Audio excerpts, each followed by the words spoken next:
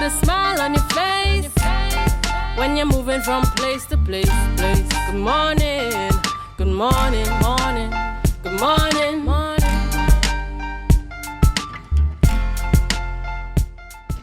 Viewers, welcome back this morning to the Tobago Updates Morning Show. This morning we are chatting with Mr. Allan Stewart, the director for TEMA. And this morning our focus is on the TEMA incidents update and the hurricane preparedness. Good morning and welcome to you this morning, Mr. Allan Stewart. Good morning, Rhea, and it's good to be back at Updates. I just made a remark that every time I come here, I see upward mobility, which is good. Right. Yes. I must say that God has been good to Tobago Updates. That's right. He's been good to Tobago Updates. Let's talk a little bit about what we've been seeing over the last couple of days. On Tuesday particularly, we saw some heavy rains, heavy winds. How would you class the weather that we experienced on Tuesday? Well, one, I think it's speak volumes as to what we can expect moving on through the hurricane season. At this stage of we're not accustomed seeing this type of weather, although this is a repetition of what we saw last year. This wave generated gusts up to 65 kilometers per hour. And sustained winds, as the meteorological service at Crown Point would have indicated, of 30 kilometers per hour in terms of sustained winds. And to me, that speaks volumes. It speaks, we could have seen, I am shocked that they only seen 12 reports come into TEMA. Right. The type of damages that that type of wind can cause. We know definitely that we live in a very coastal environment. Most of our homes are built on the periphery, especially along the Atlantic Ocean. And therefore, it gives rise to the possibility that we could have seen additional losses in terms of residential roofs and other roadways being blocked by fallen trees and things like that. These are some of this is what we are seeing with the weather these days. It's very ferocious in terms of what is happening, and it is happening when we have rainfall now. Very short rainfall, downburst is very, very, very drastic in terms of the amount of water that is on the roadway. And it speaks to resilience and how well we are catering for I used to say the onset of climate change, but the reality of climate change now. All right, so you indicated here 12 reports in for TEMA on Tuesday. Yes. Do you have an idea in terms of the classes, fallen trees, how many, that sort of information? In the main, what we saw was 2 residential properties being affected. Grossly, that is what stood out. So you had in the Marysville area a roof, 75% of the roof was blown off, and the debris of that roof collided with another neighboring structure, a residential property, causing structural damages to the property in such a way that it, required immediate attention. The roof that was blown off, those persons had to be immediately being evacuated and seek additional support for where they will reside. Right. They were displaced. And therefore, TEMA, the mechanism that stood out is that we attempted and were successful in finding a place for them to stay for the next 72 hours until the state mechanism, other areas of the state, speaking to the social services, will kick in and do the necessaries to ensure that during the period that the home can be rehabilitated for living purposes, the social service will attend to those areas until that can be done. So the other areas were we saw fallen trees, about 4 fallen trees in various areas. There were 2 of which were affecting residential properties, especially the one in Mason. I understand the persons were actually marooned. Ease of access was disturbed by this large fallen tree. And I want to thank at this stage the members of staff at TEMA. I also want to look at the first responders, the corporation. I remember being on the phone with the head of the Trinidad and Tobago Fire Service.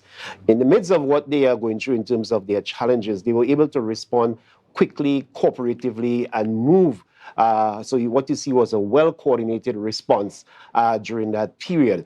The other phase of it has to do with the recovery effort, and this is where our concerns are in terms of how people be able to rehabilitate as quickly as possible, getting back on their feet and things like that going forward.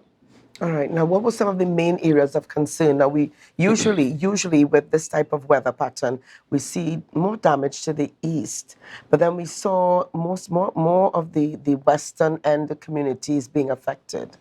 Yes, this weather, just before it hit the past 48 hours, we'd have seen a similar type of weather that was aimed at the northern eastern side of Tobago. It passed just north of Charlottesville, affecting Grenada and St. Vincent. They would have had those winds the day before, that type of winds. So that wave, that frontal wave that moved across the island, did have its impact. And it shows that, we have to be prepared for the upcoming season. We saw the categories again. I'm not sure whether we had enough rainfall that would allow for slope failures. So you didn't see much of that in this instance. But certainly as we move forward with the ground becoming saturated, any incessant rainfall now will bring with it fallen trees, landslides, utility poles coming down, things like that. You would have seen a dislodging of even one of the infrastructure on the roadway at the Rockley Vale Junction. Yes. Because of the gust and the type of it speaks to resilience, how best our infrastructure can withstand what is coming in terms of additional rainfall, heavy rainfall in short spaces, and the disruption of our roadways by landslides and fallen trees, utilities being disrupted. These are the elements that we are paying attention to on a wider scale. But then we need to focus as well on our residential properties. People need to understand what is happening in that. For your resident, you need to prepare. We are into the hurricane season. All right, and I'm really happy to hear that. Now, when we talk about preparedness for this hurricane season, in fact, even before that, from what we saw on Tuesday, you indicated that this could be a signal of what we can expect as we move further into the hurricane season. That's right. And that is concerning. Yeah. How prepared do we need to be? What are some of the things that we need to have in place if what we saw, it was just a snippet, if what we saw was just a drop in the bucket, so to speak, on Tuesday, for what we can expect? How prepared should we be? What should we have in place? Both our corporate comms and community outreach have been doing the rounds in the schools around the communities. The month of May was designated as the Hurricane Preparedness Month. So we have been making the rounds, encouraging our stakeholders in the public spaces that they need to prepare themselves for a very active season. And what does that translate to? It means, therefore, that one, in the big, you need to make yourself a hard target. It also speaks to the possibility, seeing that you are seeing signals that how ferocious these winds can be without the declaration of a storm or anything like that. That it means, therefore, that these winds can remove your roof. So you want to pay attention to your roof, to your buildings. Ensure that especially the edge of your roofs are well secured, especially if you're living along between Lambo, go straight up to Speyside. You have to ensure that you are exposed to the Atlantic winds, and therefore the sea blast would have taken its toll on those galvanized, and therefore they need to be attended to. You need to look at trees at this stage. Pruning becomes important. Don't make it the job of the state. And when I say the state, let me be even more specific. Don't make the request to TEMA to come to cut your tree.